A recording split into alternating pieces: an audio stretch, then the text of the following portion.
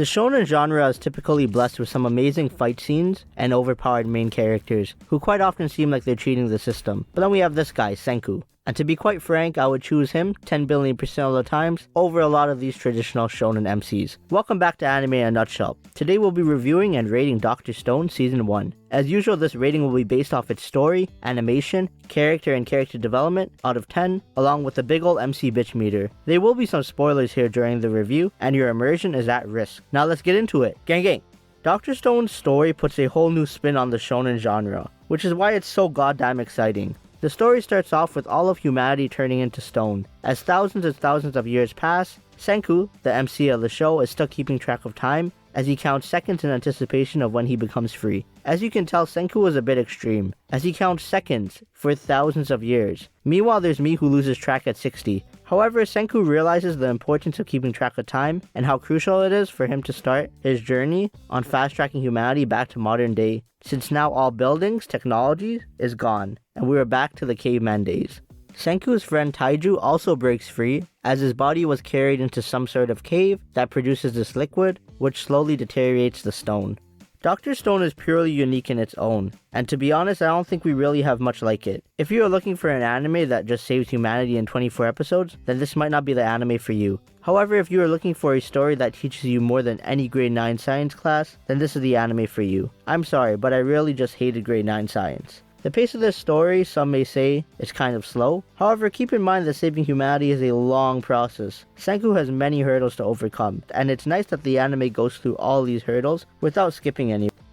Senku needs to find shelter, food, he needs to survive the winter, and defend against predators, which are all over the place now because civilization is gone. And then Senku can even talk about finding a cure to this disease, or virus, epidemic, pandemic, I don't really know what it is. The storytelling in this anime is well orchestrated. Senku breaks free, starts preparing for winter, and focuses on survival. Once he gets this done, he slowly starts reviving other people. He ends up reviving this strong motherfucker Tsukasa, who does not want to restore humanity. Tsukasa and Senku basically go at each other. Senku meets a whole village who are ancestors of survivors that were on the moon at the time during the Stole world attack. Now add in some realistic science experiments that Senku explains quite well, and lots of them can be replicated in real life with the already good storytelling and unique idea. Makes it a no-brainer that Dr. Stone will be getting a 9 out of 10 for the story. Now as for the animation, this was done extremely well. People often overlook how well this anime depicts Japan 3,700 years into the future, with no humans during that span. And in the anime, this was all done so well. I can absolutely picture a world with humans just kind of vanishing in my head, and it looks quite similar to the world in Dr. Stone. No complaints about character design as well, as this show captures the expressions of each character well, which is why animation is getting an 8.5 out of 10. The drawings and backgrounds of the show are on point and match really well with the storytelling nature of this anime. However, I didn't really like the show's approach to Mecha Senku. He was definitely informative, however I felt like he did not belong in the plot. And when he did pop up, it was just really a lot of still frames for the most part. Don't get me wrong guys, I like the fact that there's a third unrelated character that explains some of Senku's experiments, however, I think it was executed